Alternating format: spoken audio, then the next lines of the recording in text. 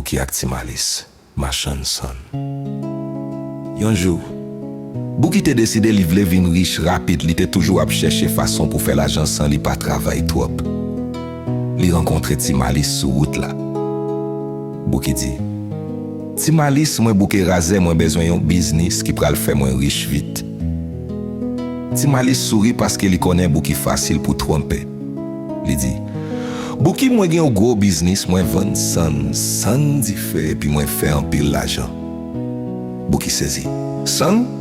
Ki moun ki achete san? Timalis repon, moun riche yo itilize li pou jaden yo se yon sekre. Bouki di, ban mwen ide ya. Mwen vle vend san tou. Timalis fè kom si li pa vle di li, mais apre li fè Bouki si pliye an pil. Finalman li di, dako Bouki, pran san nan fou lakay ou mette li nan sak la epi al vend li nan mache. Bouki kouri lakay li pran tout san nan fou a. Li mette yon nan gros sak nan demen li pran route mache a.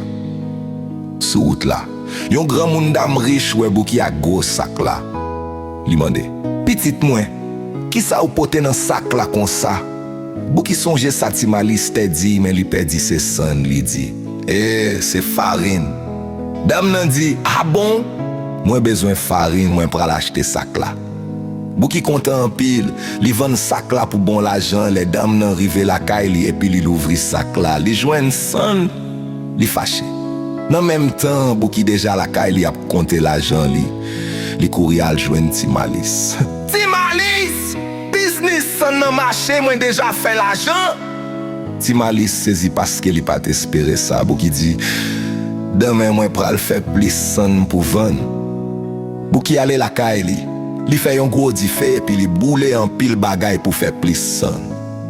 Nan demen li pran 3 gros sak san epi li ale mache. Men fwa sa, person pa vle achete san epi. Mem gran moun dam nan vini li rekonet Bouki li rele. Men nom ki vend mwen san o liye farin lan.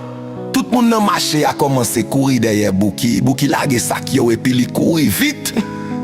Li kouri al jwen Timalis ankor li di. Timalis, yo preske bat mwen nan mache a. Timalis li fort. Li di, Bouki, première fois c'était chance, deuxième fois c'était sotte. Bouki gratte tête li epi li di, mwen kompran? Prochaine fois mwen pa fè business san ankor. Timalis ri ankor paske li toujou jwen fason pou fè Bouki tombe nan piège.